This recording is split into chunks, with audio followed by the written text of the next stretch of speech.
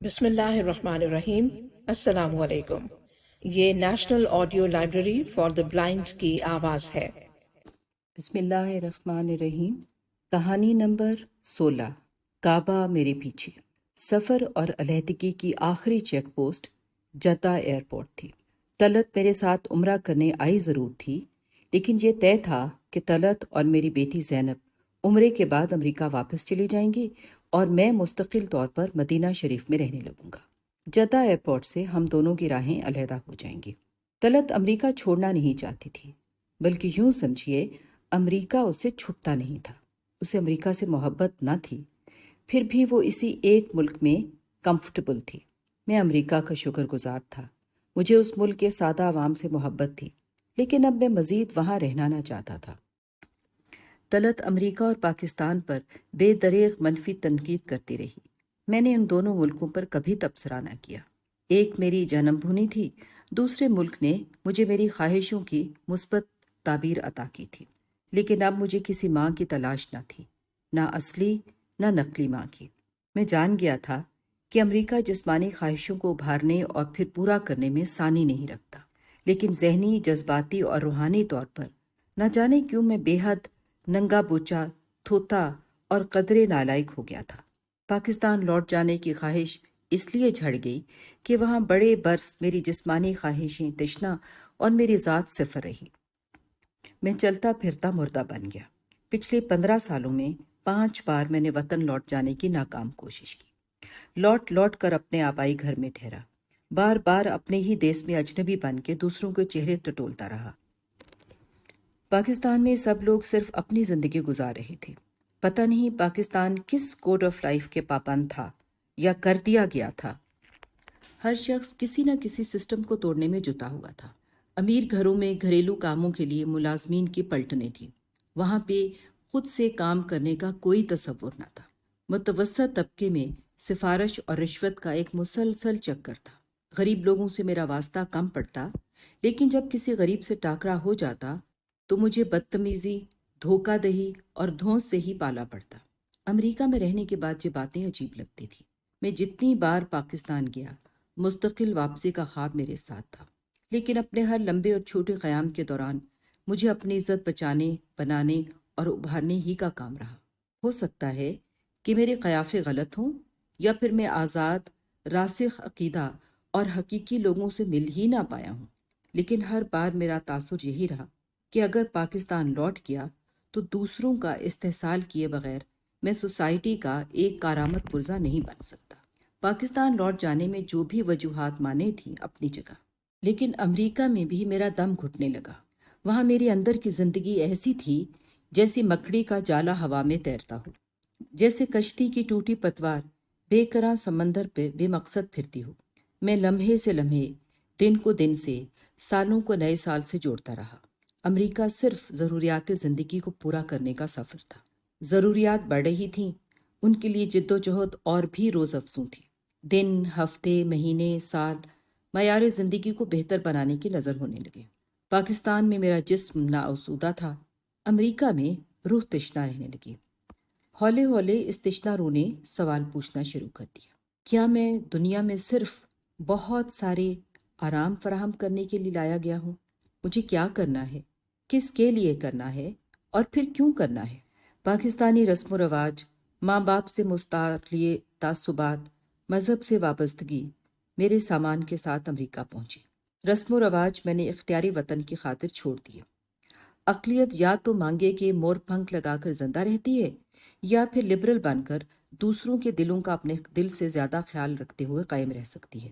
میں نے پورے 15 سال سفید فام لوگوں، ان کے مذہب، رسم و رواج، رہن سہن کی دل سے عزت کی تھی۔ پتہ نہیں اچانک میری روح بغاوت پر کیوں آمادہ ہو گئی۔ میں چاہنے لگا کہ کسی کھونٹے سے بن جاؤں، میرے کچھ تعصبات ہوں جن پر میں شرمندہ شرمندہ نہ پھروں۔ میں دوسروں کو جینے کا حق ضرور دوں، لیکن میرے اندر بھی تازہ ہوا کے جھونکے آتے جاتے محسوس۔ میں اس قدر فراخ دل نہ ہو جاؤں کہ میرے لیے کوئی ملک، مذہب، عقیدہ، قدر، انداز سوچ بامعنی ہی نہ رہے۔ کچھ تو میرے پاس بھی ایسا ہو جس کی خاطر میں بھی کٹ مروں، نقصان سہ جاؤں، اپنے ہونے کا ثبوت دوں۔ یہ علم بھی 15 سال امریکہ رہ کے میں نے سفید آدمی ہی سے سیکھا تھا۔ وہ بیک وقت آزاد اور پابند رہنے کا علم جانتا تھا۔ وہ اپنی دھرتی سے قلبی رشتہ جوڑنے کے بعد دنیا کے تمام ملکوں سے سہتا سہتا پیار کرنے کا اہل تھا۔ اپنے رسم و رواج، آداب، مسلک کو سینے سے لگانے کے بعد وہ دوسرے کلچروں کا احترام بھی کر سکتا تھا اور ان پر تحقیق بھی۔ اس کی پہلی وفاداری سفید فام لوگ، اور وہ بھی عیسائی سفید فام لوگ تھے۔ اس کے بعد وہ تمام انسانوں کو اور انسانیت کو انسانی حقوق دینے کا وفادار تھا، یہاں تک کہ اسے اپنی برائیاں بھی خصوصی لگتی تھیں۔ اسے تو اپنی شراب تک سے اتنی محبت تھی کہ وہ کسی اور نشے کو خاطر میں نہ لاتا، بلکہ روئے زمین پر صرف شراب ہی کو واحد بے ضرر نشہ سمجھتا۔ 15 سال میں مجھے ایک ہی بات سمجھ آئی کہ سفید فام لوگ پہلے پابند ہیں اور پھر آزاد، پہلے فنیٹک ہیں اور پھر لبرل، پہلے سسٹم کے پجاری ہیں اور پھر شخصی فلاح کے آرزومند۔ میں بڑی مشکل سے سمجھ پایا کہ کوئی شخص بھی تنگ نظر ہوئے بغیر وسعت قلب نہیں رکھ سکتا، حدود میں رہے بغیر بے حدود نہیں ہو سکتا۔ اسے ایک شخص، خاندان، ملک، کسی ایک سیاسی نظام کی پابندی سے دوسروں کے ملک، مذہب، آدرش جانے کی سچی سوجھ بوجھ ملتی ہے۔ صرف اپنی لگن کی روشنی میں ہی اسے دوسروں کے جذبے کے ساتھ ہمدردی پیدا ہو سکتی ہے۔ اپنے عشق کی آگہی دوسروں کی محبت کا احترام سکھا سکتی ہے۔ اپنے مذہب کا احترام دوسرے مذاہب کی حقیقی عزت کا رستہ دکھاتا ہے۔ 15 سال امریکہ میں رہ کر مجھے سمجھ آئی کہ اس ملک نے مجھے لبرل تو بنا دیا، لیکن وہ پابندی نہیں سکھائی جو خود اسے اپنے وطن، زبان، رسم و رواج سے تھی۔ اسی لیے میں نے فیصلہ کیا کہ عمرے کے بعد میں امریکہ واپس نہیں جاؤں گا۔ ایک در کی پابندی، تنگ نظری کی حد تک ذات سے وابستگی، ایک مسلک کی زنجیر پہنے بغیر زندہ تو رہ سکتا ہوں، لیکن وہ زندگی صرف رویدگی تھی، جیے جانے کا بے معنی عمل۔ طلعت نے عمرے کا فیصلہ آسانی سے کیا، لیکن میرے بغیر وہ امریکہ لوٹے گی، اس بات پر بہت جھڑپیں ہوئیں۔ ہم دونوں نے اس فیصلے پر پہنچنے سے پہلے لمبے لمبے مباحثے، جھگڑے، مرن برت، دھمکیوں کا بے شمار اسلحہ استعمال کیا۔ طلعت کا خیال تھا کہ میں انتہائی غیر حقیقی سوچ رکھتا ہوں۔ اب جب کہ اسے اور زینب کو میری بے حد ضرورت تھی، میں ان کا ساتھ چھوڑ کر بے وفائی کا مرتکب ہو رہا تھا۔ ہر بحث میں بالآخر وہ زینب کو میری آخری ضرورت، مقصد حیات اور آدش بنا کر پیش کرتی۔ میں ایسی ہر بحث ہار جاتا، کیونکہ میں ابھی اسے اتنی بات نہ سمجھا سکا تھا کہ اب میری ضرورت، مقصد حیات اور آدرش کو اتنے چھوٹے پیمانے سے ناپا نہیں جا سکتا۔ جب میں مدینہ شریف میں اترا تو اپنے طرف سے ساری کشتیاں جلا آیا تھا۔ پاکستان اور امریکہ سے رابطہ توڑ کر یہی ایک سرزمین میرا مرجع، منبع اور واحد آسرا تھی۔ میں اپنی ذات، وجود، سائیکی، روح، سب کچھ ایک چوکھٹ پر ارپن کرنے کے لیے حاضر ہوا تھا۔ مجھے خیال تک نہ تھا کہ آنے والے لمحات پر ہمارا پہرا نہیں ہوتا۔ اپنی کشتیاں جلا دینے کے بعد بھی انسان کسی دوسرے کی چور کشتی میں سوار ہو سکتا ہے۔ ہر خواہش کی راہ روکنے کے بعد کوئی اور خواہش بھی پیدا ہو سکتی ہے۔ فرار کے لیے صرف سفر ہی شرط نہیں، کبھی کبھی جا چکنے کے بعد پتہ چلتا ہے کہ اس نے پہلے مقام سے ایک قدم بھی نہیں اٹھایا، یا پھر منزل آ ہی نہیں چکتی اور سفر جاری رہتا ہے۔ عصر کی نماز پڑھنے کے بعد ہم بازار سے گزر رہے تھے کہ اچانک مجھے لگا جیسے میں ابھی مدینہ شریف پہنچ ہی نہیں پایا، یا تو میں راستے میں ہوں یا اس مقدس شہر کو بھول بھال کر کہیں اور جا پہنچا ہوں۔ عصر کی اذان ختم ہو چکی تھی، صرف اس کی خاموش گونج فضاؤں میں تھی۔ وقت ٹھہرا ٹھہرا سا تھا، ہوا میں نہ گرمی تھی نہ خنکی۔ میں جو مسلسل 2 سال کی کوشش کے بعد یہاں پہنچا تھا، اندھے بہرے گونگے کی طرح شعور کی کسی سرحد پر معلق تھا۔ وہ عین اس اشتہار کے نیچے کھڑی تھی جس پر لکھا تھا کہ اس دکان کے اندر کا کل سامان 2 ریال کے لیے بکاؤ ہے۔ امریکہ کے سپر مارکیٹ اور مال کی دکانوں کے بعد یہ دکان بڑی معمولی سی لگی۔ کسی سستے کاریگر کی بنائی ہوئی الماریوں میں عطر، چاقو، چھریاں، پلاسٹک کے برتن، بچوں کے کھلونے، اینکیں، کانوں میں پہننے والے پلاسٹک کے رنگین بندے، بالوں میں سجانے والی بو ٹائیاں اور کوریا، تائیوان کا بے شمار سستا سامان ٹھسا ہوا تھا۔ زائرین عموماً تلاش کر کر کے یہ سامان شوق سے خریدتے اور گھر پہنچ کر جب یہ تحفے رشتہ داروں کو دیتے تو جلد انہیں علم ہو جاتا کہ ٹیپ ریکارڈر، VCR، کیمرے، گھڑیاں وصول کرنے والے رشتہ داروں کو رتی بھر بھی خوشی نہیں ہوئی۔ وہ ایسی ہی ایک معمولی دکان کے آگے کھڑی تھی۔ اس کے قریب عرب دکاندار سفید کیٹی کے توپ میں ملبوس، سر پر سرخ بوٹی والا سفید رومال تکون میں سجائے اونچے اونچے بول رہا تھا، 2 ریال، 2 ریال، 2 ریال۔ وہ سڑک کے دوسری جانب تھے۔ ہم دونوں کے درمیان لوگوں کا ایک سیلاب چل رہا تھا۔ کچھ لوگ مسجد نبوی کی جانب پر اشتیاق پڑھ رہے تھے، کچھ بازاروں، ہوٹلوں، فندقوں کی طرف بھاگے جا رہے تھے۔ عمل اور رد عمل میں شدت تھی۔ سڑک پر دکانوں کے سامنے بنی ہوئی اونچی پٹری پر کھڑے طلعت اور میں ٹین کے ڈبوں میں سے 7 اپ پی رہے تھے۔ ہم سے چند قدم آگے زینب بیزار کھڑی تھی۔ نیو یارک ایئرپورٹ سے یہاں تک اس کی بیزاری روپ تو بدلتی رہی لیکن ٹوٹی نہیں۔ میں نے دیکھا وہ سڑک کی دوسری طرف ہوا میں منہ اٹھائے کھڑی تھی۔ اس کے پیروں کے قریب ابا کے ساتھ ایک چھوٹا سا پلاسٹک کا گلاس الجھا ہوا تھا۔ ایسے گلاس مسجد نبوی میں آب زمزم سے بھری کیسری زمزمیوں کے پاس دھرے ہوتے ہیں۔ زائرین ان گلاسوں میں زمزم پینے کے بعد کبھی واپس رکھ دیتے ہیں اور کبھی ساتھ لے جاتے ہیں۔ پتہ نہیں چھوٹا سا تشنا گلاس کب سے اس کی ابا کے ساتھ گھسٹتا چلا رہا تھا۔ اس کے چہرے پر جلدی تھی۔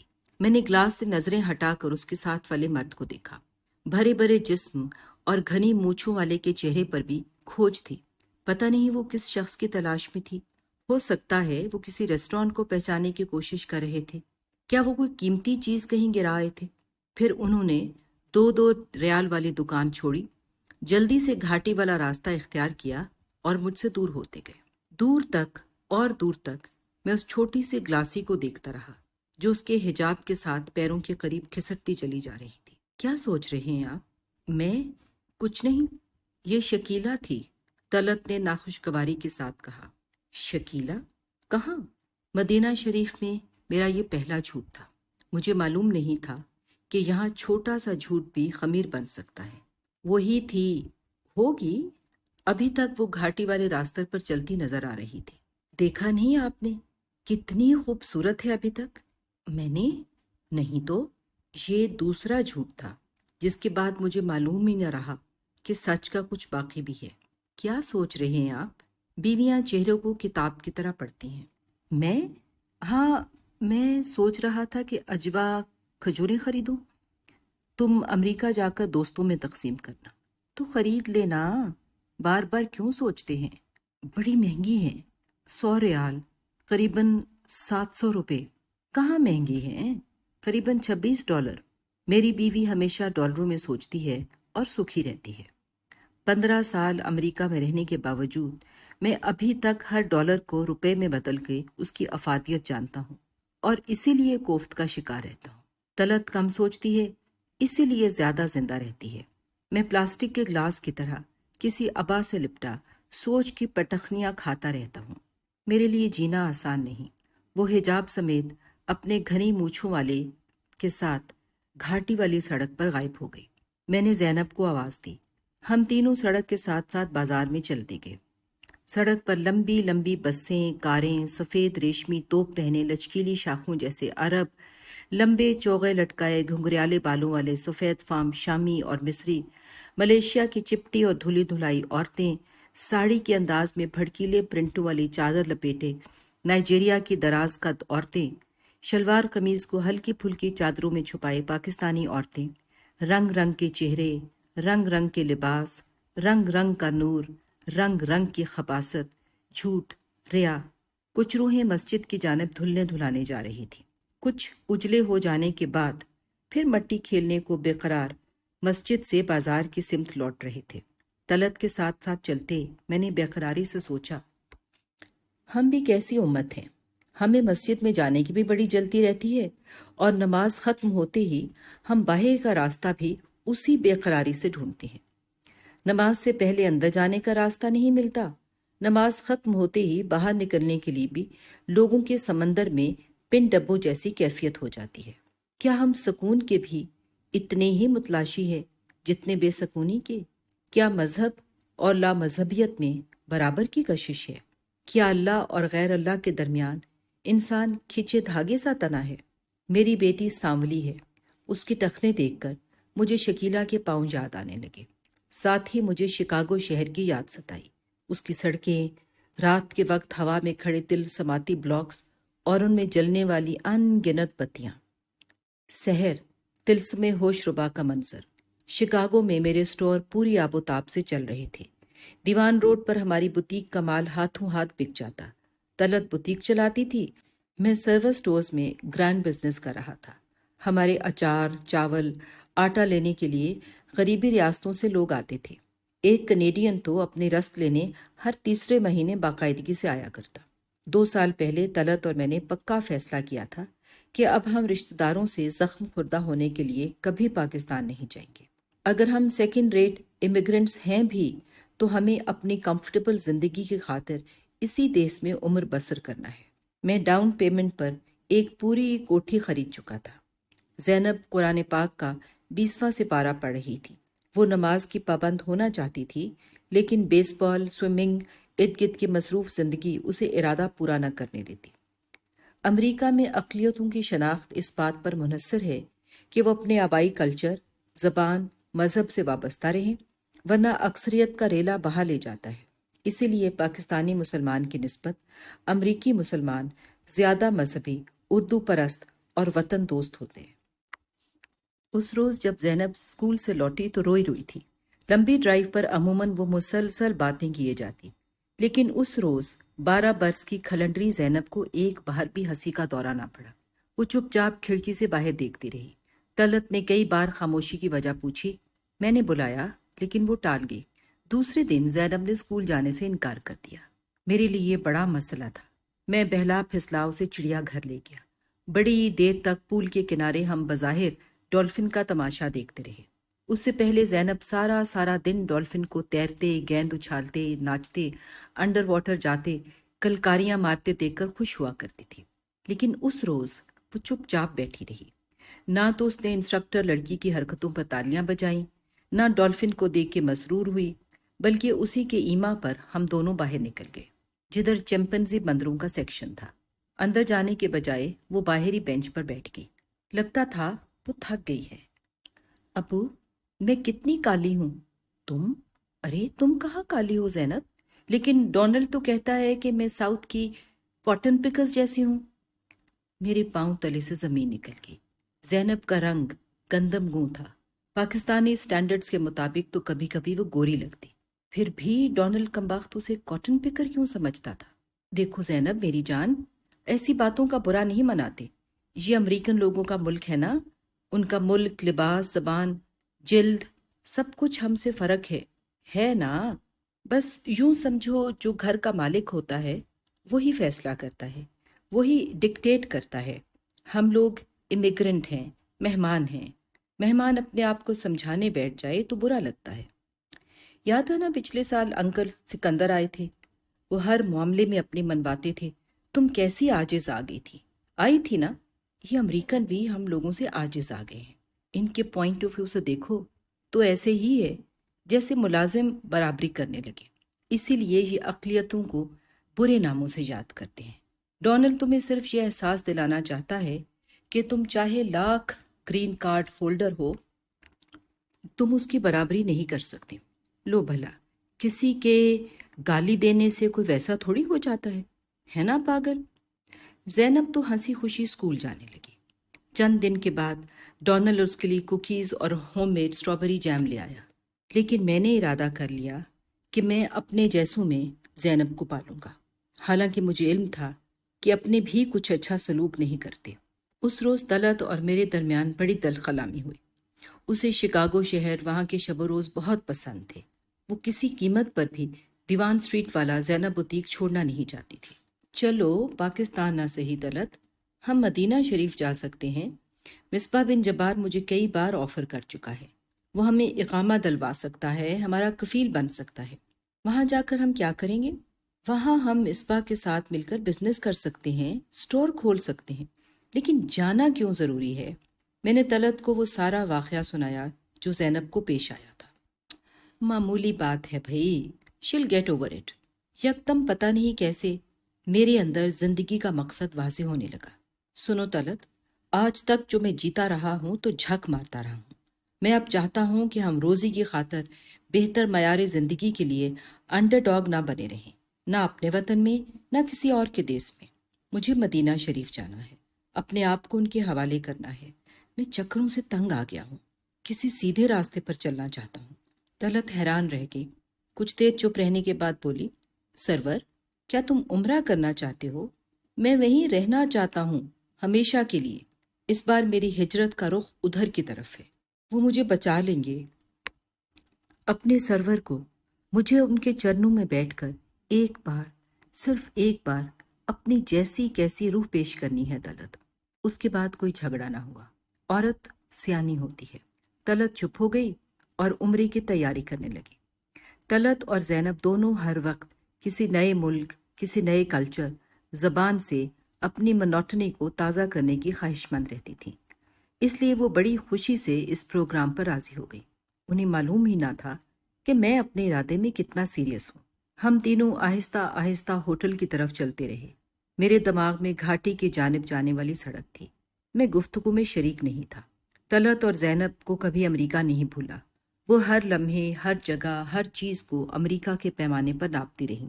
صفائی، آرائش، ذوق، رہن سہن، انہیں ہمہ وقت کوئی مسئلہ رہتا۔ تقابلی گفتگو کرتے ہوئے وہ اپنے آپ کو بہت بلند و بالا سمجھنے لگتی۔ میں چپ چاپ ان کے ساتھ چلتا رہا۔ کئی دکانوں پر رکا، لیکن اجوا کھجوریں نہ خرید سکا۔ میری عادت رہی ہے کہ میں محتاط اندازوں کے بھنور میں پھنس جاتا ہوں۔ دکان کے اندر گھستے ہی افادیت اور قیمت کا موازنہ کرتا گم سم ہو جاتا ہوں۔ یہ موازنے، تخمینے، سوچ میری خواہش پر برف کا پانی ڈالتے رہتے ہیں اور بالآخر میں چیز خریدے بغیر ہی رخصت ہو جاتا ہوں۔ ایسے ہی موازنے، تخمینے اور افادیت نے مجھ سے شکیلہ چھین لی تھی۔ میں اس وقت بھی اتنا ہی محتاط رہا۔ بالآخر شکیلہ اپنا سا منہ لے کر کہیں نکل گئی۔ اماں کہا کرتی تھی، کچھ لوگوں پر پھٹکار ہوتی ہے، بد دعا ان کے راستے کھوٹے کرتی ہے، ان کے سیدھے کام بھی الٹے پڑتے ہیں۔ ہو سکتا ہے میرے اندر کی فضا باہر جنت بننے نہیں دیتی، لیکن کچھ ہے ضرور۔ شکیلہ میری منگیتر تھی، میری پھپھی زاد بہن تھی۔ پھر پتہ نہیں کیوں ہمارے راستے الگ ہو گئے۔ ہم تینوں اپنے چھوٹے سے ہوٹل کی طرف چلتے رہے۔ آپ کچھ چپ چپ ہیں؟ طلعت نے پوچھا۔ امریکہ یاد آ رہا ہے نا ابو؟ زینب نے شوخی سے پوچھا۔ میں ان دونوں کو بتا نہ سکا کہ کالے حجاب کے ساتھ سفید کبوتر جیسے پیروں کے قریب ایک چھوٹے سے گھسٹتے لڑکتے گلاس نے میرے اندر ہلچل مچا دی تھی۔ میں اس گلاس کے انجام سے خوفزدہ تھا۔ میں نے تو امریکہ چھوڑتے وقت ایک ہی آرزو کی تھی کہ اب سفر ختم ہو جائے، میں غریب الوطنی کے احساس سے چھٹ جاؤں۔ میں نے آنکھیں موند کر التجا کی، یا رحمت کے پیغمبر، ایسے کیوں ہوا کہ آپ کے شہر میں، آپ کی دکانوں بازاروں کے آگے خوف نے مجھے پھر لوٹ لیا؟ میں پھر اجنبی، نا آگاہ، مکڑی کے جالے ایسا معلق۔ آپ تھک گئے ہیں ابو؟ زینب نے پوچھا، لیکن جواب کا انتظار کیے بغیر وہ دونوں کسی زیور کو ڈسکس کرنے میں مشغول ہو گئی۔ ہم تینوں ہوٹل کے لفٹ میں داخل ہو گئے اور کمرے میں پہنچ کر بھی خاموش رہے۔ اب بہت خاموش ہیں سرور؟ طلعت نے پوچھا۔ امی، آپ کو پتہ ہے ابو بہت مذہبی آدمی ہیں، وہ ہولی پروفٹ کے شہر میں زیادہ بول نہیں سکتے، ہے نا ابو؟ میں نے سر ہلایا اس بات پہ۔ پتہ ہے ایک غلطی ہو گئی ہے سرور، ہمیں پہلے مکہ مکرمہ جانا چاہیے تھا، وہاں عمرہ ہو جاتا، پھر ہم مدینہ مبارک آتے۔ طلعت کا جملہ سانٹے کی طرح میری ننگی روح پر پڑا۔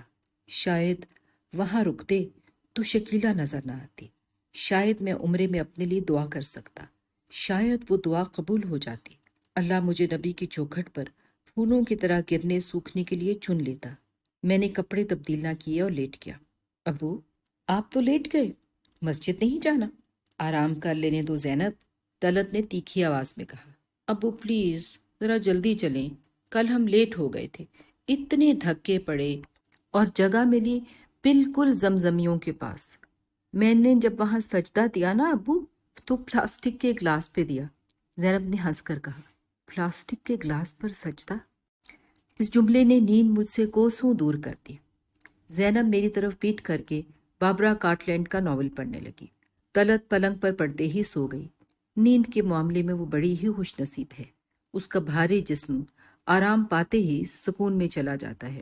زینب کا مستقبل دیکھے بغیر میں جانتا ہوں وہ ماں جیسی نیند کبھی نہ سو سکے گی۔ زینب نہ امریکن ہے نہ پاکستانی۔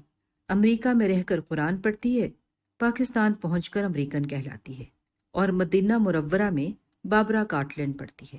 وہ ساری عمر وہاں نہیں ہوگی جہاں اس کا جسم رہے گا۔ میں ذرا باہر جا رہا ہوں زینب، میں سرگوشی میں کہتا ہوں۔ مسجد جائیں گے؟ میں بھی چلوں؟ مجھے وہاں کا آرکیٹیکچر بہت اچھا لگا۔ شام کو مغرب کے وقت میں نے مسجد کے باہر سلیپروں کے ساتھ ہی اپنے آپ کو بھی اتار دیا۔ کالی بھیڑ کی طرح خجل پریشان اندر داخل ہوا اور ایک ستون کے ساتھ لگ کر بیٹھ گیا۔ مسجد میں لوگ کم تھے، کچھ عرب دوپہر کا قیلولہ کر رہے تھے، کچھ عبادتوں میں مصروف تھے۔ مجھے لگا وہ جیسوں کے لیے جگہ نہیں ہے جو بے دھیانی بے خیالی میں کئی اور راستوں پر بھٹکتے پھرتے ہیں۔ میں زیادہ دیر ستون کے ساتھ بیٹھا نہ رہ سکا۔ مدینہ شریف کی گلابی ہوا ابھی نہ آئی تھی۔ اس موسم میں نہ جانے کیوں وہ عصر ہی کے وقت روزہ مبارک کے پاؤں پڑنے آتی ہے۔ شاید اس وقت وہ دور ریگستانوں سے لبیک لبیک کہتی اٹھ رہی ہو۔ اس کے ساتھ ریت کے تودے بھی بڑے ارادے سے اٹھتے ہوں، لیکن کسی تودے کا کیا کام جو یہاں تک پہنچ جائے؟ وہ اپنی کم ہمتی، بوجھل وزن اور بجھی آرزو کے باعث یہاں وہاں گر جاتے ہیں۔ میں بھی تو امریکہ سے چلا تھا، پھر یہاں پہنچتے ہی میری روح نے میرا ساتھ کیوں چھوڑ دیا؟ ایسے کیوں ہوا کہ ایک چھوٹے سے پلاسٹک کے گلاس نے مجھ میں ایک اور سرور کو جگا دیا؟ اس سرور میں ایک اور تلاش، بے قراری اور اصرار کی بانسری بجا دی۔ میں مسجد کے اندر نہ رہ سکا۔ ٹھنڈے سنگ برمر کی جلد میرے پیروں کو سکون دیتی رہی۔ اس طیب ہوا میں شکیلہ کی تسبیح پھیری نہیں جا سکتی تھی۔ میں نے اپنے آنسو ضبط کر لیے۔ میرے اندر گہرا احساس جرم تھا، نہ پہنچ پانے کا غم، حضوری سے دوری کا احساس۔ باہر نکل کے میرے پاؤں اس گیٹ کی جانب بڑھتے گئے جہاں سے مستورات نکلتی ہیں۔ جوتیوں والے ریک خالی پڑے تھے۔ ایک شرطا کرسی پر بیٹھا خلال سے دانت صاف کر رہا تھا۔ اس کے قریب دو پاکستانی عورتیں نارنجی یونیفارم میں کھڑی فر فر عربی بول رہی تھیں۔ صفائی کرنے والی عورتوں کو کم از کم یہ فخر تو نصیب تھا کہ انہوں نے مسجد نبوی کے فرش قالین صاف کیے، صحنوں میں پھٹکے پلاسٹک کے خالی گلاس شاپ پر اکٹھے کیے، زمزمیوں کے قریب گرے پانی کو کئی بار اپنے دوپٹوں پر اٹھایا۔ وہ دونوں عربی میں مسلسل شرطے سے جھگڑتی رہیں اور وہ بے نیاز دانتوں میں خلال پھیرتا رہا۔ شاید میں قیامت تک وہاں کھڑا رہ کر شکیلہ کا انتظار کرتا رہتا۔ پتہ نہیں کیوں اور کب دل کہنے لگا وہ اندر نہیں ہے۔ کیا اس نے مجھے دیکھ لیا تھا؟ کیا وہ بھی اپنی نظروں سے مجھے نمازیوں کی بھیڑ میں تلاش کر رہی تھی؟ میرے قدم اٹھنے لگے۔ ایک بے نام سی بے کلی کے ساتھ میں فندق مدینہ، فندق العطاس، چھوٹے بڑے ہوٹلوں کے ارد گرد ان کے لاؤنج، لفٹ، کوریڈور دیکھتا رہا۔ بے کلی سے بھی گمنام مدھم امید نے میرے پیروں میں پارا بھر دیا تھا۔ اتنے برسوں بعد ایک ہی شہر میں، ایک ہی فضا میں مجھے یقین تھا کہ وہ مجھے دیکھ چکی ہے۔ میں ان فصیلوں کی طرف گیا جہاں اونچی اونچی کرینیں ملبہ اٹھا رہی تھی۔ ہر کرین ڈرائیور جب روزہ مبارک کی طرف آتا اپنی کرین کا کیریئر روزہ مبارک سے نیچے کر لیتا۔ عقیدتوں کے اس گڑھ میں میرا دل نہ جانے کیوں ریت پھانکنے کا مشورہ دیے جا رہا تھا۔ میرے پاؤں چھوٹے چھوٹے ہوٹلوں، ریستورانوں، دکانوں کی طرف پلٹ رہے تھے۔ شاید یہیں کہیں، وہاں، اس سے آگے، ٹیلی فون بوتھس کے پاس، 7 اپ پیتے ہوئے اونٹ کے گوشت کی سمولی کو پیک کرواتے ہوئے، زیورات کی دکانوں کے اندر، کپڑوں کی دکانوں کے باہر۔ کس سے پوچھوں؟ کون بتائے؟ میرے اندر ندامت، بے چارگی کا احساس تھا۔ اتنے قریب آ کر دوری کا ایسا غلبہ۔ جب میں ہوٹل پہنچا تو عشاء کی اذان ہو چکی تھی۔ وہ دونوں مسجد جانے کے لیے عبا پہنے برس لٹکائے تیار بیٹھی تھی۔ توبہ! کہاں چلے گئے تھے آپ؟ میں نے طلعت کی بات کا کوئی جواب نہ دیا۔ امریکن لہجے میں زینب نے پوچھا، ابو ایک بات پوچھوں؟ پوچھو، بلکہ ضرور پوچھو۔ ابو کیا ہم عرب شریف وزٹ کرنے کے بعد اکٹھے امریکہ نہیں جا سکتے؟ میں، آپ اور ماما؟ یہ سوال وہ نیو یارک سے ہی پوچھتی آئی تھی۔ شکاگو کے ایئرپورٹ پر بھی اس نے پوچھا تھا۔ ابو آپ مدینہ شریف کیوں رہنا چاہتے ہیں ہمیشہ؟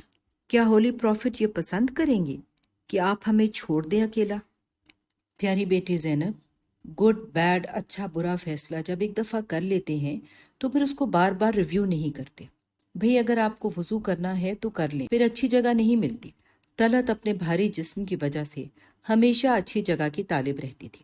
میں نے وضو کر کے آئینے میں دیکھا، میرے دانتوں پر کثرت سے سگریٹ پینے کے باعث کیسری نشان تھے، آنکھوں تلے کالے سیاہ حلقے امریکہ کی محنت نے دیے تھے، بالوں میں سفیدی ہی سفیدی تھی۔ یہ سفیدی میری ماں کا عطیہ تھی، اس کے بال 26 برس کی عمر میں اتنے ہی سفید تھے جتنے میرے بال اب ہیں۔ جب بھی میں پاؤں دھوتا ہوں میری حالت غیر ہو جاتی ہے۔ میں اس شہر کا پانی اپنے تن پر اپنے پیروں پر ڈالنا نہیں چاہتا۔ سوچ آئینے سے گزر کر کہیں اور چلی جاتی ہے۔ اگر وہ مجھے دیکھ پائے تو کیا سوچے گی؟ یہ سفیدی، کیسری نشان، حلقے، جب اس نے مجھے چھوڑا تب تو میں ایسا نہ تھا۔ میں نے سر جھٹکا۔ خدا جانے میں ایسا توہم پرست شگونوں کا مارا ہوا، کبھی اندر دھمال ڈالنے والا، کبھی سر پر راکھ ڈال کر بین کرنے والا کیوں ہوں؟ وضو کا پانی میرے چہرے اور بازوں پر تھا۔ جب میں آخری بار شکیلہ سے ملا تھا، ہماری منگنی رینگتی رینگتی چوتھے سال میں داخل ہوئی تھی۔ اب ہم دونوں ایسی سٹیج میں تھے جب ہمیں ٹھیک طرح سے معلوم نہ تھا کہ ہمیں شادی کرنی بھی چاہیے کہ نہیں۔ وہ حسن کی گٹھری ٹیلی فون گود میں رکھے فون ملانے کے عمل میں تھی۔ میں تولیے سے بازو پہنچتا اس کے پاس پہنچا۔ آئیے آئیے سر۔ آ گیا، میں نے جواب دیا۔ کیا ہونے لگا ہے؟ ارادہ ہے نماز پڑھوں۔ شکیلہ کے بالوں میں رولرز، بائیں ہاتھ کے انگوٹھے پر بینڈ ایڈ، گلے میں رومال اور بائیں ہی ٹخنے پر پٹی بندھی ہوئی تھی۔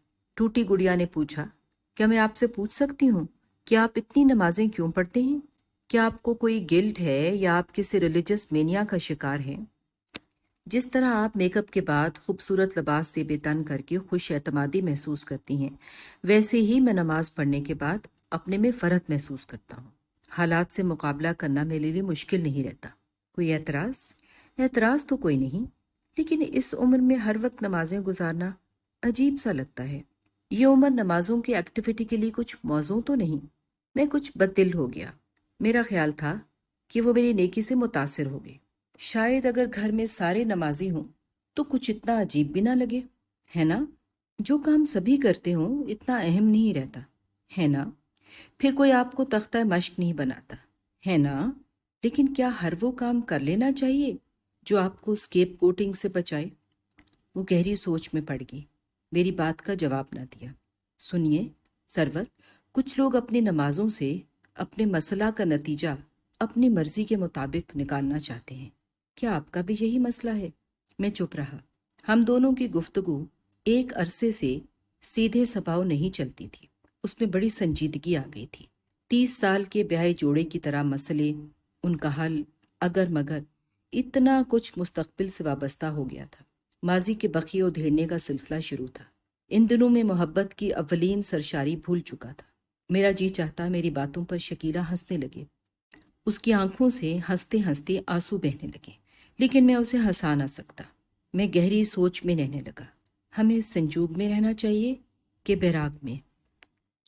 جوائنٹ فیملی سسٹم میں رہتے ہوئے ہر موڑ، کمرے، گیلری میں وقت بے وقت ملتے رہنے نے ہمارے رشتے کو حیرت سے نکال کر روزمرہ کی روٹین میں داخل کر دیا تھا۔ چپ چپ کھڑے ہو، ضرور کوئی بات ہے؟ شکیلہ نے مزاح پیدا کرنے کی عامیانہ سی کوشش کی۔ میں نے فیصلہ کر لیا ہے شکیلہ۔ Good, very good. شاید یہ نمازیں بھی وقتی ہوں۔ میں استقامت سے ساری عمر نمازیں بھی نہ پڑھ سکوں۔ میں تا دیر کوئی کام نہیں کر سکتا، حتیٰ کہ محبت بھی۔ تو پھر؟ وہ سنجیدہ ہو گئی۔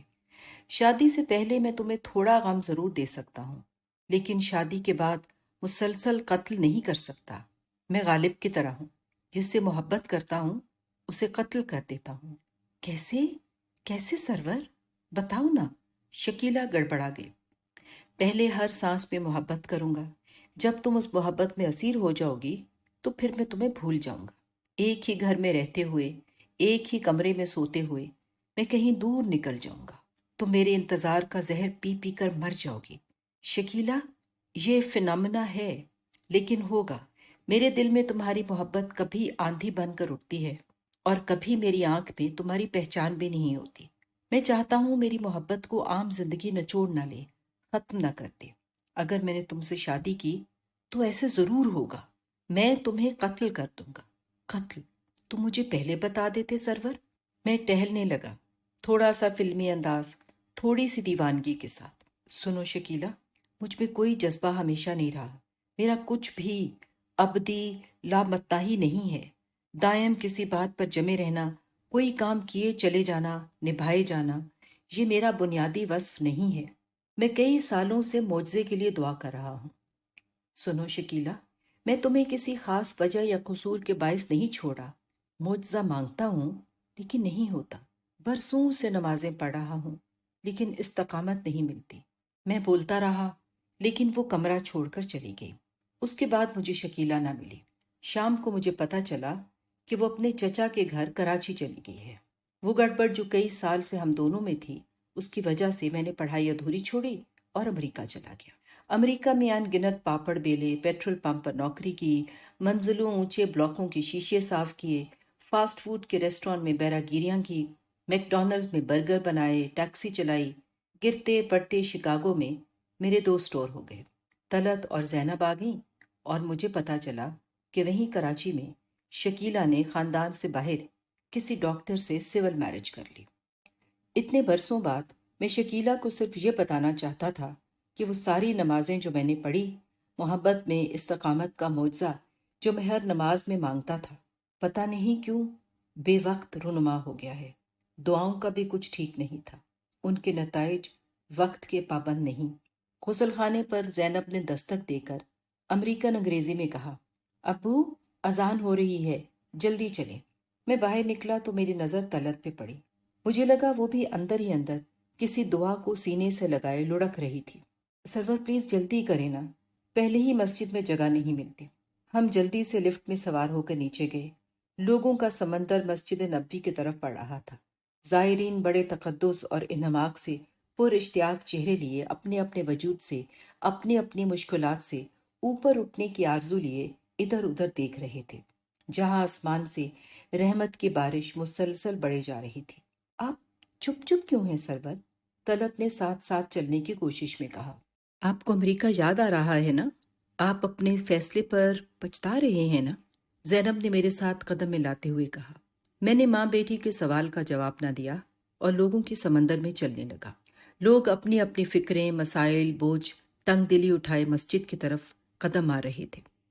ان سب کا ارادہ تھا کہ وہ مسائل کی گٹھریاں، اٹیچی، ہینڈ بیگ، بستر بند، جوتیوں کے ساتھ ہی شرطوں کے پاس، لکڑیوں کے تاکچوں پر، دہلیز کے قریب، سیڑھیوں پر، یہاں وہاں پھینک دے، اور پھر واپسی پر جوتے تو موجود رہیں لیکن مسائل کا اسباب کو چرا کر لے گیا ہو۔ ہر شخص کی خواہش تھی کہ وہ عقیدت کی شمع جلائے، باہر کی آنکھیں موندے، اندر کے پٹ کھولے مسجد میں داخل ہو، جھولی پھیلائے، عاجزی سے پکارتا ہوا خالی ذہن، دل کا سنگاسن جھاڑتا ہوا۔ اس خواہش کی شدت کے باوجود پالتو کتے کی طرح ایک اور کیفیت بھی میرے ساتھ چلی آ رہی تھی۔ میرے دھتکارنے اور در در کرنے کی اسے پرواہ نہ تھی۔ جب میں نے طلعت اور زینب کو پہلے دروازے پر چھوڑا تو ایک چھچھلتی نگاہ دور تک ڈالی۔ اسی ہجوم میں شکیلا تھی یا نہیں تھی؟ پتہ نہیں پلاسٹک کا گلاس کہاں گیا ہوگا، ہوٹل کے ڈسٹ بن میں، کسی دکان کے آگے، یہاں وہاں گر گیا یا اتار دیا گیا۔ کچھ دیر بعد میں نے دیکھا مسجد کی جانب شربتی، نیم خنک، نیم گرم ہوا ماتھا ٹیکنے چلی آ رہی تھی۔ لگتا تھا ہوا کی بیمار روح شفا چاہتی تھی۔ اس نے پتہ نہیں کتنے دشت کنگالے، کتنی وادیوں سے گزری، گرتی پڑتی اٹھتی بیٹھتی۔ ہوا میں نہ بین تھے نہ آہیں، نہ مطالبہ تھا نہ تجسس۔ وہ تو بس امید سے سسکارتی، عاجزی سے کھسکتی، چپکے ہوئے آنسوں کی نمی سے خنک، گمسم، نہ تو گرداب صورت پریشان، نہ ہی بگولے کی طرح یقین بھری، بھنور جیسی جھنجھلاہٹ کو دبائے ہلکے ہلکے دائروں میں، ننھی لہروں میں مسجد کی طرف بڑھ رہی تھی۔ اسے حضوری کا شوق سنگ مرمر کے فرشوں سے اٹھنے ہی نہ دیتا تھا۔ اس جانب جہاں بلڈوزر چلتے تھے، مٹی کو پھولوں کی طرح اٹھا کر گنبد خضرا کی جانب اٹھتی اور گر جاتی۔ کیسری زمزمیوں کی ادھر ادھر اس گلابی ہوا کی آنکھیں پلاسٹک کے خالی گلاس لرزنے لگتے، ستونوں کی جلد زرد پڑ جاتی۔ گلابی ہوا کے ہاتھوں میں کچھ نہیں تھا سوائے عاجزی کے، سوائے ایک سلام کے۔ اسے خود معلوم نہیں تھا وہ کس بیماری سے شفا چاہتی ہے، کیوں ہر شام آتی ہے اور خالی ہاتھ لوٹ جاتی ہے۔ دوری اور مجبوری کے یہ سفر کیوں ختم ہو نہیں پاتا؟ میرا جی چاہتا تھا کہ اپنے آپ کو کسی ستون سے باندھ لوں اور جب تک حضوری کا اذن نہ ہو اپنے آپ کو باندھے رکھوں۔ میں اونچے اونچے رونا چاہتا تھا، لیکن مدینے کی پیازی ہوا نے میرے کان میں ہولے سے کہا، مجھے نہیں دیکھتا؟ میں کتنے قرنوں سے یہاں آتی رہی ہوں اور بولی نہیں، یہاں نہیں، یہاں نہیں۔ تم خانہ کعبہ میں جا کر اللہ کے دروازے سے لپٹ کر ٹکریں مار مار کر رونا، یہاں عاجزی سے دیکھنا، ہاتھ جڑے رہیں، آواز نہ نکلے۔ من کا کیا ہے؟ اسے تو غم کا دکھلاوا چاہیے۔ ادب، حد ادب۔ گلابی ہوا ہونٹوں میں الحفیظ الحفیظ دباتی ننگے پاؤں گھومتی رہی۔ میں ستون کے ساتھ سمٹا، آنکھیں بند کیا، سوچتا رہا، ایسے کیوں ہے آقا؟ میرے مقدر میں بات کے بنتے ہی جدا ہو جانا کیوں لکھا ہے؟ جب تک امریکہ میں سر توڑ جد و جہد کرتا رہا تب ہی تک وہ ملک مجھے راس آیا۔ محنت نے سر اٹھا کر اپنے متعلق سوچنے کی مہلت نہ دی۔ کوئی ایسا وقت نہ آیا کہ میں کرسی میں دھنس کر سڑکوں پر چلتے ہوئے، کار میں ڈرائیو کرتے ہوئے سوچ کو اپنے اندر ہلچل مچانے دیتا۔ لیکن جب سٹور خوب چلنے لگے، زینب اور طلعت اپنے آپ کو قریباً امریکن سمجھنے لگی اور اپنی گوری نوکرانیوں کو جھڑکنے کے قابل ہو گئیں، میں تارکین وطن کے مسائل کو سلجھانے کے لیے انڈر گراؤنڈ پولیٹیکل کام کرنے کا اہل ہو گیا تو یکدم امریکہ کی ہوا میرے لیے مسموم ہو گئی۔ پتہ نہیں کیوں مجھے احساس رہنے لگا کہ جو ملک تارکین کے ساتھ انصاف نہیں کر سکتا، میں اس کا دانہ پانی استعمال کرنے کے قابل نہیں۔ عزت نفس کا حصول زینب کے لیے مسئلہ بن جائے گا۔ ایسی تہذیب کے حوالے میں زینب کو نہیں کر سکتا۔ امریکہ چھوڑنے سے پہلے میرے اندر مدھانی پھرتی رہی، لیکن اوپر مکھن نہیں آیا۔ کبھی شدت سے خیال آتا کہ پاکستان لوٹ جاؤں، لیکن وہاں بھی عزت نفس کے لیے جان کے لالے پڑے رہتے تھے۔ اپنا گھر، کار، بینک بیلنس، لباس، جانے کیا کچھ سیدھا کرنا پڑتا تھا۔ اور پھر سب سے بری بات کہ دوسروں کو کم تر سمجھ کر بات بنتی تھی۔ انہیں کمتری کے کنویں میں دھکا دینے کے بعد ہی اپنے آپ کو منڈیر پر بٹھایا جا سکتا تھا۔ 15 سال امریکہ میں رہنے کے بعد یہ خیال میرے لیے اور بھی جنگ کا تھا۔ اتنی مدت بعد مجھے علم نہ تھا کہ اصل مسلمانی کیا ہے۔ مجھے پتہ نہ تھا کہ لوگ اسلام سے کیا مراد لیتے ہیں۔ میں یہ بھی بھول چکا تھا کہ خدا کہاں ہے اور مجھ ناچیز سے کیا چاہتا ہے۔ مجھ میں وہ قوت نہ تھی کہ اس کی ذات دیکھے بغیر میں صرف اس کی صفات کے سہارے اس کی محبت میں مبتلا ہو جاؤں۔ میری ساری سپردگی کے لیے صرف ایک مقام کا خواب رہ گیا تھا جہاں میں اپنا جسم، اپنی روح ارپن کر سکتا۔ ستون کے ساتھ ٹیک لگائے میں سوچتا رہا۔ مجھے زینب اور طلعت کے ساتھ کی ہوئی ایک جنگ یاد آنے لگی۔ جدہ سے سیدھا پہلے خانہ کعبہ جائیں گے، وہاں عمرہ کر کے پھر بعد میں مدینہ شریف۔ پہلے مدینہ شریف میں 10 دن قیام، حاضری، پھر خانہ کعبہ۔ وہاں سے میں تم دونوں کو جدہ ایئرپورٹ پر چھوڑ آؤں گا اور خود لوٹ جاؤں گا مدینہ شریف۔ ابو، آپ ہمیشہ اپنی کیوں منواتے ہیں؟ یہ اچھی بات نہیں۔ زینب کی بات سن کر میں نے کئی الٹی سیدھی باتیں سخت انداز میں کہیں۔ ابو، ہم امریکن ہیں، ہماری سوچ جمہوری ہونی چاہیے۔ میں تم لوگوں کو مجبور تو نہیں کرا۔ آپ تو جانتے ہیں ابو، ہم آپ کے بغیر عمرہ نہیں کر سکتی۔ کیا آپ یہ احساس کرتے ہیں کہ آپ ہمارے لیے سب کچھ کتنا مشکل کر دیتے ہیں؟ کیا آپ کو کبھی پتہ نہیں چلتا کہ ہم تو صرف آپ کی خاطر یہاں آئے ہیں، ورنہ ہم دونوں کو اس بار چھٹیاں اٹلی میں گزارنا تھی۔ بچے عموماً جھوٹ نہیں بول سکتے۔ شاید وہ مجھے صحیح مشورہ بھی دے رہی تھی۔ اگر میں پہلے خانہ کعبہ چلا جاتا تو شاید مجھے 2 ریال والی دکان کے آگے شکیلہ نظر نہ آتی۔ میرے اندر ایک اور خواہش نہ بھٹکنے لگتی۔ میں پورے کا پورا پہلی بار سمندر میں جا گرتا۔ میں ساری دنیا کے ساتھ جھوٹ بول سکتا ہوں، ہاتھ میں تسبیح لیے، ماتھے پر گٹھا ڈال کر دیوتا سما مسجد میں آ سکتا ہوں، لیکن اندر ایک پہاڑ سا جھوٹ لے کر زندہ نہیں رہ سکتا۔ جب میں امریکہ سے چلا تو میرا خیال تھا پاکستان میں ابھی بھی ایسے بوڑھے ہوں گے جو کسی چارپائی چٹائی پر سب سے کٹ کر اپنا آپ حوالے کر دیتے ہوں گے، ایک نام کے لیے اپنے آپ کو وقف کر دیتے ہوں گے۔ کوئی ڈنڈورا نہیں پیٹا جاتا، اخبار میں لیٹر ٹو دی ایڈیٹر نہیں چھپتا، اخباروں میں ایسے اشتہار نہیں ملتے کہ فلاں بڈھے نے اپنا راستہ بدل لیا ہے۔ ان لوگوں میں میرا شمار بھی ہو سکے گا۔ مجھے کیا پتا تھا کہ میں پرین ساون میں نہا نہ سکوں گا۔ کوئی طلسم، طاقت، ٹونا مسجد سے باہر بھی پھرتا ہے۔ دوسری آندھی میں ڈوب مرنے کے لیے میں باہر نکل گیا۔ ہر طرف سلیپروں کے فرش سے ٹکرانے کا شور تھا۔ عورتیں دھڑا دھڑ مسجد سے باہر نکل رہی تھیں۔ بڑے دروازے سے نکلتے ہی ہر عورت اپنا سلیپر فرش پر بڑی عجلت سے پھینکتی، پھر ان میں پاؤں ڈستی اور باہر کا بہاؤ اسے کھینچ لیتا۔ بازار، بقالے، ریسٹورانٹ، ہوٹل میں مسجد سے لوٹتے ہوئے ہجوم کو دیکھتا رہا۔ انہی میں کہیں شکیلا تھی۔ زینب اور طلعت کے لیے منتظر کھڑے کھڑے مجھے شکاگو میں دیوان اسٹریٹ پر اپنا سرور سٹور یاد آ گیا۔ کبھی کبھی سٹور پر چاول خریدنے ایک ہسپانوی پروفیسر آیا کرتا۔ اس میں کہیں موروں کا سیاہ لہو تھا۔ اس کا رنگ روغن مغربی، لیکن بال افریقی لوگوں کی طرح سیاہ اور گھنگریالے تھے۔ 20ویں صدی میں مشرق وسطیٰ کو پیش آنے والے مسائل میں ہم دونوں کو بڑی دلچسپی تھی۔ آہستہ آہستہ ہم دونوں قریب آ گئے۔ وہ جب بھی سٹور پر آتا بڑی دیر تک کھڑا باتیں کرتا رہتا۔ ایک روز میں نے اس سے پوچھا، پروفیسر کیا بات ہے؟ میں سوچتا رہتا ہوں کہ کئی بار کچھ لوگ بڑی پاک باز زندگی بسر کرتے ہیں، کڑی عبادتیں ان کا شعار ہوتی ہیں، دریاؤں میں کھڑے ہو کر چلے کاٹنے میں انہیں بڑا لطف ملتا ہے، ساری عمر روزے رکھتے ہیں، لیکن نہ انہیں خدا ملتا ہے نہ وصال صنم، اور کئی بار گناہ گار آدمی بڑے معمولی عمل کے ساتھ ہلکے سے سمرن کا سہارا لے کر بھی سبھی کچھ حاصل کر لیتے ہیں۔ سیاہ بالوں والا ہسمکھ ہسپانوی مجھے آنکھ مار کر کہتا، سنیور، اس کی 2 وجوہات ہیں۔ ایک تو انسان ہر دم یہ بھولتا ہے کہ خدا خالق ہے، وہ نہ ہماری مرضی کے تابع ہے، نہ ہی ہم انصاف پر اسے مجبور کر سکتے ہیں۔ اور دوسرے اچانک گیبریل چپ ہو جاتا۔ دوسری بات بھی انسان کی بھول ہی ہے۔ انسان یہ بھی بھولتا ہے کہ سب لوگوں کا پیمانہ ایک نہیں، اس لیے ان سے ایک سا سلوک بھی نہیں کیا جا سکتا۔ کچھ میں دیگ بھر پانی سما جاتا ہے، کچھ ساری عمر سمندر کنارے بیٹھے رہتے ہیں، لیکن اپنے انگشتانے میں چمچ بھر پانی ہی بھر سکتے ہیں۔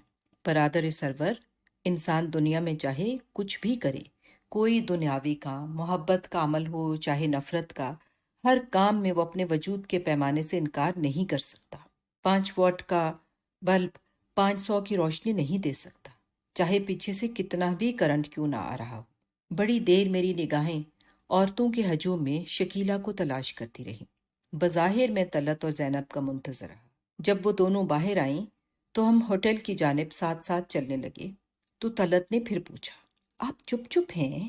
ابو، امریکہ یاد آ رہا ہے نا؟ پرومس، آ رہا ہے نا یاد؟ بقالے، دکانیں، سٹور تیز نظروں سے گھنگالتی وہ دونوں خوش نظر آ رہی تھی۔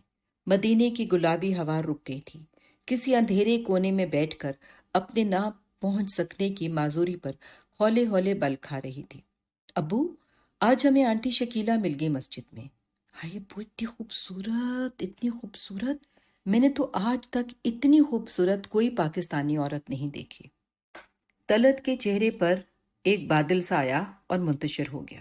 وہ رازداری میں ایک قدم پیچھے ہو کر بولی، شکیلا کو تو بلڈ کینسر ہو گیا ہے، وہ علاج کے لیے شکاگو جا رہی ہے۔ کیسے؟ کیوں؟ بڑے احمقانہ طور پر میں نے پوچھا۔ کچھ ڈیٹیلز تو مجھے نہیں بتائیں، لیکن بڑی افسردہ تھی۔ چھوٹے چھوٹے 4 بچے ہیں، اس کا ڈاکٹر میاں بھی ساتھ جا رہا ہے۔ طلعت کی آواز میں ہلکی سی خوشی تھی، یا یہ صرف میرا احساس تھا؟ جدہ ایئرپورٹ تک میں نے اپنے فیصلے کا ذکر اپنی بیوی اور بیٹی سے نہ کیا، لیکن جب ایئرپورٹ پر پہنچ کر میں نے سارا سامان ٹیکسی سے اتروایا تو ماں بیٹی نے ایک دوسرے کو بامعنی نظروں سے دیکھا۔